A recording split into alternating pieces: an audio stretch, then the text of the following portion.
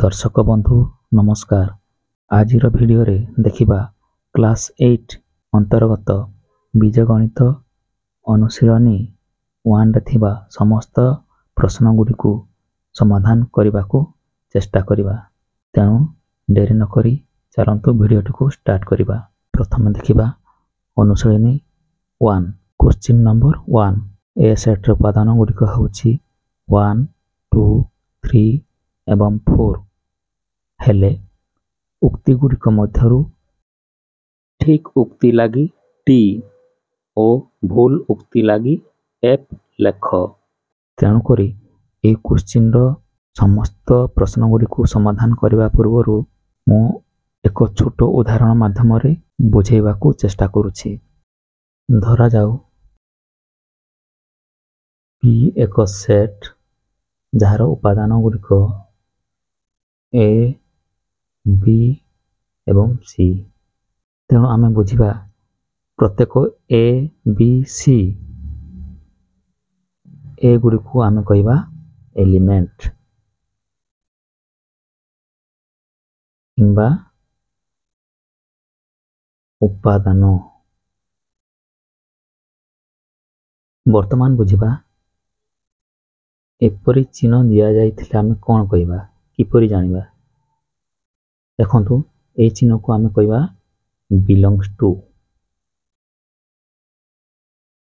जेपर कि P set रे थिबा एलिमेंट किंबा उपादान गुडी को होछि ए बी सी। तेणु प्रति एलिमेंट किंबा उपादान गुडी को बिलोंग्स टू पी बोली आमे लिखि परिबा। जेपर कि ए बिलोंग्स टू पी लिखि परिबा, बी मध्य बिलोंग्स टू पी लिखि परिबा, सी मध्य बिलोंग्स टू पी लिखि परिबा। किंबा प्रति ए सेट थिबा दो दुईटी एलिमेंट किंबा तीनोटी एलिमेंट को बिलोंग्स टू पी मध्य लिखि परिबा। जेपर कि a b belongs to P, b c belongs to P, c a belongs to P. ठीक अछि। किंबा ए बी सी प्रत्येक तीनोटी एलिमेंट्स बिलोंग्स टू पी हे पारिबो।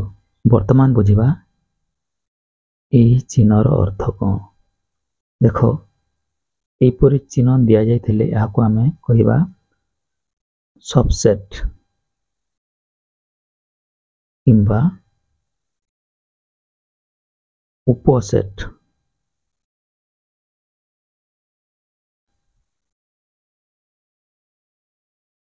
वर्तमान एही सबसेट किंबा उपसेट को पी सेट रे एलिमेंट गुडी को किपरि चिन्हि परिबा। आमे जानि छंती केवल ए एलिमेंट टी पी सेट रो कोन बिलोंग्स टू हे पारला। ठीक अछि। किंतु जदि प्रत्येक एलिमेंट किंबा प्रति दुईटी एलिमेंट किंबा समस्त एलिमेंट गुडी को जदि आमे माने कुटिल बंधनी आकार रे लेखिबा तेबे पी सेट टी उपसेट भाबरे लेखा जाय थाए। जेपर कि ए एलिमेंट को कुटिल बंधनी आकार लेखिबा याकू उपसेट किंबा सबसेट ऑफ पी लिखा जाए। किंतु आमे केवल ए एलिमेंट को बिलोंग्स टू लिखुथिले पी बोली। किंतु सही एलिमेंट गुडी को जदि आमे कुटिल बंधनी आकार लिखिबा तेबे सही सेट रो उपसेट होई थाए। सेपरि बी ये मध्य उपसेट हो पी, सी एलिमेंट मध्य उपसेट हो पी। किंबा ए बी उपसेट हो पी, किंबा बी सी एपरि भावे कुटिल बंधनी देई जदि लिखिबा एलिमेंट को आमे सेही सेट रो उपसेट कहबा। किंबा सी ए ଉପସେଟ୍ ଅଫ୍ ପି କିମ୍ବା ତିନୋଟି ଯାକ ଏଲିମେଣ୍ଟ ଯଦି କୁଟିଳ ବନ୍ଧନୀ ଆକାରରେ ଲେଖାଯାଇଥାଏ ଏ ବି ସି ଏହା ମଧ୍ୟ ଆମେ ଉପସେଟ୍ ଅଫ୍ ପି ପରି ଲେଖିଥାଉ। ବର୍ତ୍ତମାନ ଦେଖିବା ଏପରି ଯଦି ଦିଆଯାଇଥାଏ ଏହାକୁ ଆମେ କ'ଣ କହିବା? ଏହାର ଅର୍ଥ ନଟ୍ ବିଲଙ୍ଗସ୍ ଟୁ। ଯଦି ଯେକୌଣସି ସେଟ୍ର ଏଲିମେଣ୍ଟ କିମ୍ବା ଉପାଦାନ ବ୍ୟତୀତ ଅନ୍ୟ ଉପାଦାନ ଥାଏ ତେବେ ସେହି ସେଟ୍ଟିକୁ ନଟ୍ ବିଲଙ୍ଗସ୍ ଟୁ ବୋଲି ଲେଖାଯାଇଥାଏ। ଯେପରିକି ଆମର ପି ସେଟ୍ରେ ଏଲିମେଣ୍ଟ ଗୁଡ଼ିକ କ'ଣ ଥିଲା? A B C. ଯଦି E does not belongs to P, E element କିମ୍ବା ଉପାଦାନଟି ପି ସେଟ୍ରେ ଥିଲା କି? ନୁହେଁ। ଠିକ୍ ସେହିପରି G does not belongs to P, G element ମଧ୍ୟ ପି ସେଟ୍ରେ ନାହିଁ। ପି ସେଟ୍ରେ ଆମର କେବଳ ଏ ବି ସି ଅଛି। ଠିକ୍ ଅଛି। ଠିକ୍ ଏପରି ଭାବରେ ଲେଖାଯାଇଥାଏ। ଯଦି ଆମେ ଲେଖିବା ଏ, ଇଏ ମଧ୍ୟ ନଟ୍ ବିଲଙ୍ଗସ୍ ଟୁ ପି। କାହିଁକି ନା କେବଳ ଆମର ସ୍ମଲ୍ ଏ ଲେଖାଯାଇଛି କିନ୍ତୁ କ୍ୟାପିଟାଲ ଏ ନୁହେଁ। ସେହିପରି B is not belongs to P କିମ୍ବା capital C does not belongs to P ଏହିପରି ଭାବରେ ଲେଖାଯାଇଥାଏ। ତେଣୁକରି କ୍ୱେଶ୍ଚିନ୍ ନମ୍ବର 1ର ପ୍ରଶ୍ନ ଗୁଡ଼ିକ ସମାଧାନ କରିବା ପୂର୍ବରୁ ଆମେମାନେ belongs two, does not belongs to ଏବଂ ଉପସେଟ୍ ବା ସବସେଟ୍ ବିଷୟରେ ଜାଣିଲେ। ବର୍ତ୍ତମାନ ଚାଲନ୍ତୁ କ୍ୱେଶ୍ଚିନ୍ ନମ୍ବର 1ରେ ଥିବା ସମସ୍ତ ପ୍ରଶ୍ନ ଗୁଡ଼ିକୁ ସମାଧାନ କରିବା ପାଇଁ ଚେଷ୍ଟା କରିବା।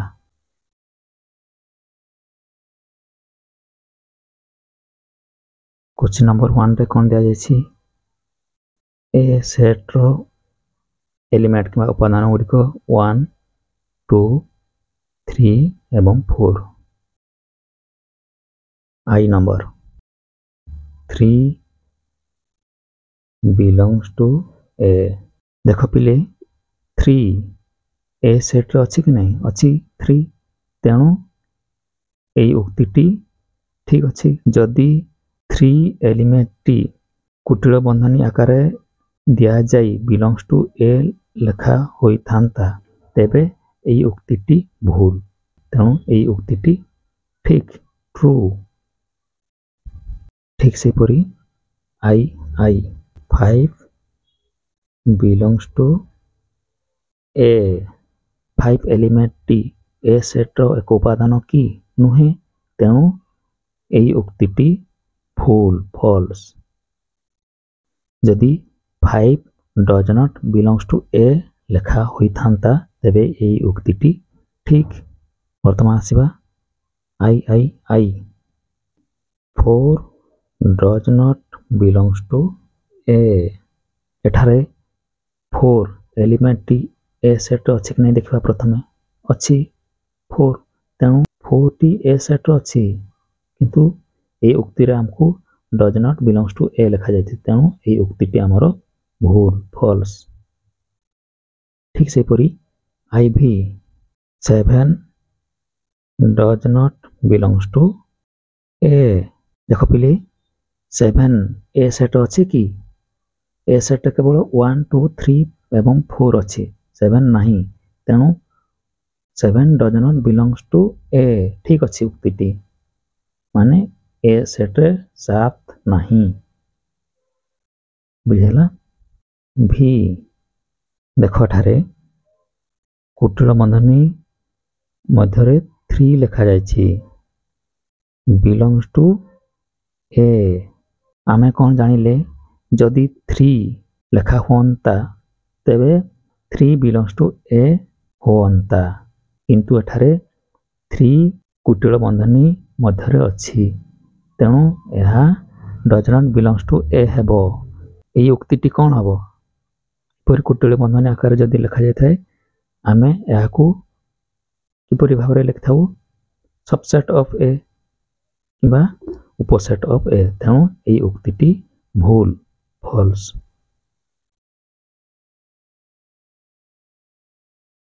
ବର୍ତ୍ତମାନ ଆସିବା VI।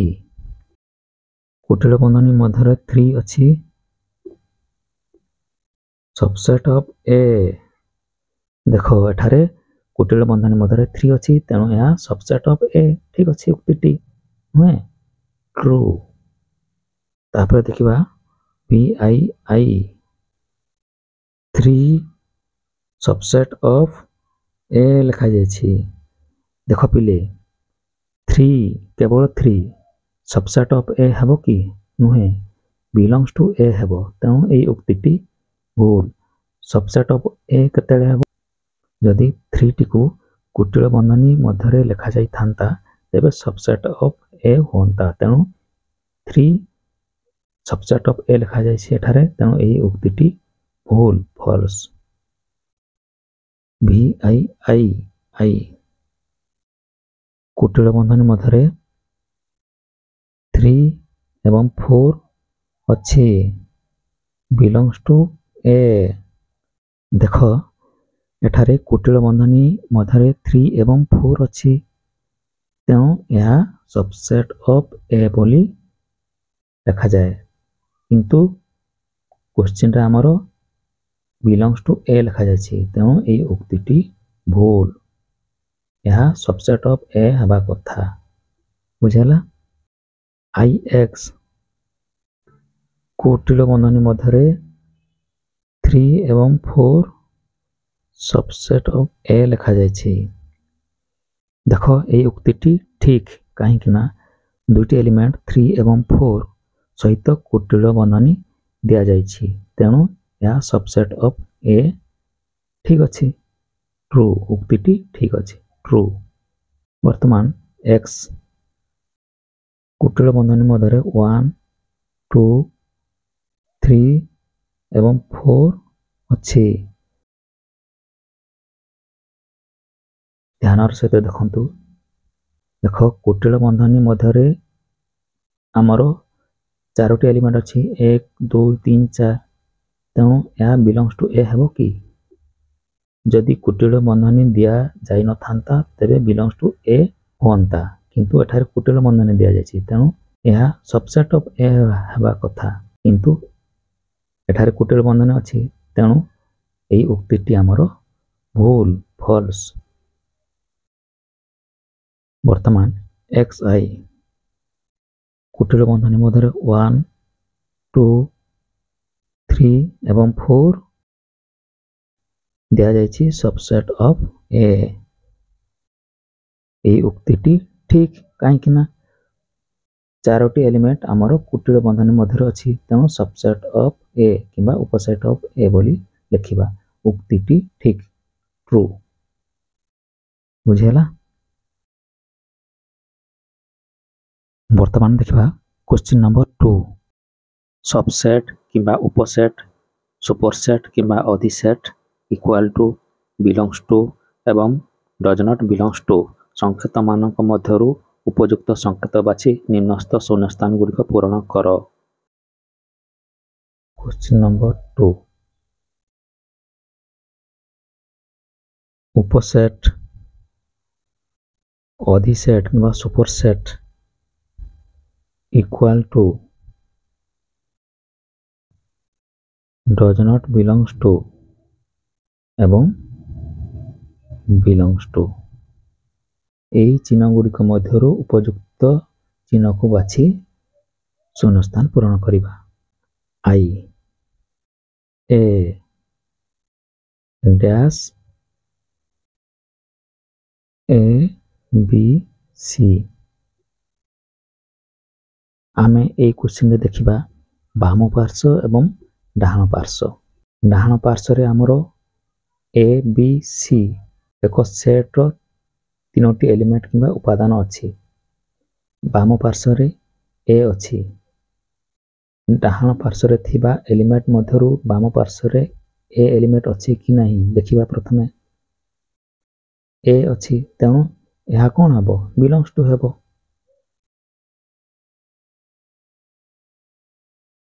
आई कुटिल बंधनी मध्य ए बी सी। देख पिले डाहाण पार्श्व आमर ए बी सी तीनोटी एलिमेंट अच्छी किंतु बाम पार्श्व कुटिल बंधनी मध्य ए लिखा जाइछि तेणु एठारे क्यों चिन्ह देबा।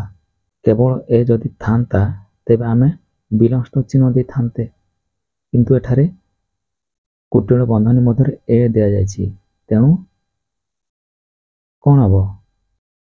तेणु एठारे आमे सबसेट चिन्ह लिखिबा। ठीक अछि। आई कुटिल बंधनी मध्य सी ए बी लिखा जाइछि तापरे डाहाण पाखरे ए बी सी। देख एठारे बाम पार्श्व एवं डाहाण पार्श्व थिबा एलिमेंट गुड़िक समान अछंती नुहे कि यदि जेकोसी सेट रो एलिमेंट गुड़िक आमे एपट सेपट करी लिखिबा तेबे मध्य सेई सेट टी अपरिवर्तित रहिबो। तेणु ए दुईटी सेट परस्पर कौन समान अछंती तेणु आमे इक्वल चिन्ह देबा। बुझेला। वर्तमान देखिबा आई भी डी डैश ए बी एवं सी। एठारे डाहाण पार्श्व थिबा एलिमेंट गुड़िक ए बी सी बाम पार्श्व कौन अच्छी डी एलिमेंट अच्छी कि डाहाण पार्श्व थिबा एलिमेंट मध्यरु नुहे तेणु डज नॉट बिलोंग्स टू लिखिबा। तापरे भी बाम पार्श्व एलिमेंट गुड़िक होची बी एवं सी डैश एठारे ए बी सी अच्छी। देख एठारे डाहाण पाखरे थिबा एलिमेंट गुड़िक ए बी सी बाम पाखरे एलिमेंट गुड़िक बी एवं सी नुहे कि बी एवं सी मध्य पुणी कुटिल बंधन दिया जाइछि तेणु आमे याकू किपरि लिखिबा सबसेट। ठीक अछि। वर्तमान भी आई बाम पाखरे ए बी एवं सी अच्छी डाहाण पाखरे ए एवं बी अच्छी। यही प्रश्नटी को ध्यान सहित देखिबा। बाम पार्श्व ए बी सी अच्छी डाहाण पार्श्व ए एवं बी अच्छी ए एवं बी मध्य कुटिल बंधन अच्छी कुटिल बंधन अच्छी अर्थ उपसेट हम किंतु एठारे डाहाण पाखरे अच्छी तेणु करी आमे याकू सुपरसेट चिन्ह देबा किबा अधिसेट चिन्ह देबा। जदि एही ए बी टी बाम पार्श्व थांता तेबे उपसेट चिन्ह ठीक जेपरि पूर्व क्वेश्चन को देखिले। ठीक अछि। जेहेतु एठारे डाहाण पाखरे दुईटी एलिमेंट अच्छी एवं कुटिल बंधन मध्य अच्छी तेणु एई एलिमेंट टी बाम पार्श्व अच्छी ए बी तेणु एठारे अधिसेट किंबा सुपरसेट चिन्ह दिया जाय थाए। बुझिहेला। एई भिडियो रे आज पई एतिकी। धन्यवाद।